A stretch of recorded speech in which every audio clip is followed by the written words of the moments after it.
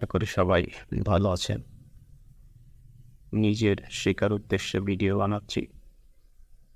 এরকম একটা প্রবলেম দেওয়া আছে আমাদের print unit values from an array. এই ছোট্ট প্রবলেমটা আমি সলভ করব জাভা স্ক্রিপ্টের সাহায্যে। তো প্রথমত আমরা একটা ভেরিয়েবলের মাধ্যমে ইউনিক অ্যারেটা রেখে দিই। সেখানে আমরা কি করব, আমাদের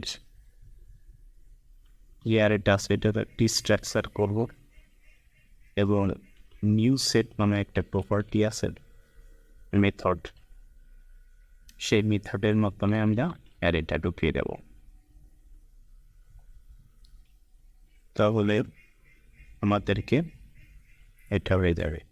তো আমরা কনসোল লক করে দেখি ইউনিক অ্যারেটা, এটা সেভ করলাম।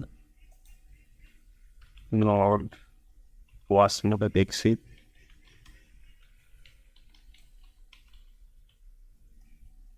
1 2 3 4 5 6 7 8 ডুপ্লিকেটগুলো রিমুভ করে দিয়েছে।